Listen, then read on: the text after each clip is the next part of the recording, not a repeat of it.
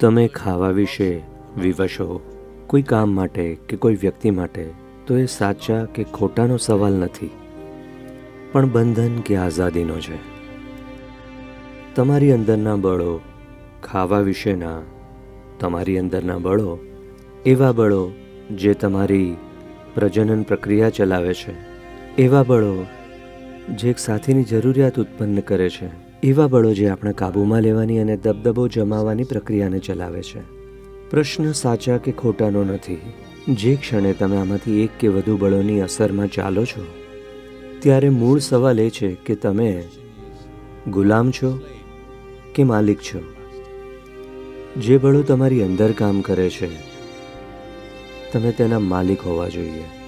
તેના સ્થાને તમે ગુલામ બનો છો. ગુલામીનો મૂળભૂત અર્થ એ છે કે કંઈક તમને વિવશ કરે છે કે તમે કેવા હોવા જોઈએ. જો કોઈ તમને વિવશ કરે છે કે તમારે શું કરવું અને શું ન કરવું, તો એ બહારની ગુલામી છે. સામાજિક માળખામાં, દુનિયાના માળખામાં કેટલીક વસ્તુઓ વિશે આપણે કંઈ નથી કરી શકતા. તમારી અંદરના બળો ચોક્કસપણે તમારા કાબૂમાં હોવા જોઈએ. આ અભિયાન છે વિવશતાથી ચેતના તરફનું, એક ગુલામમાંથી માલિક બનવાનું.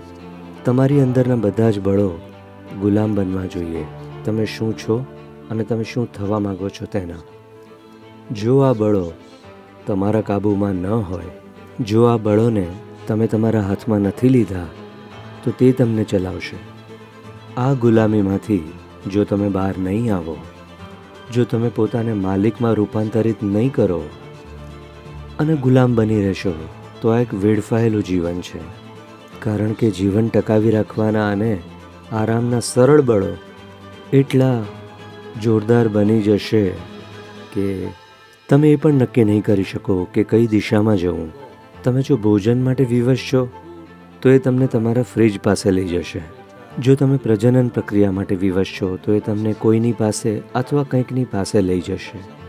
આ રીતે એ તમારા પર હાવી થશે. તમે તેના પર હોવા જોઈએ એના કરતાં.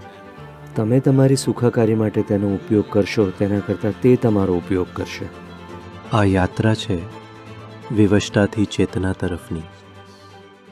નમસ્કારમ.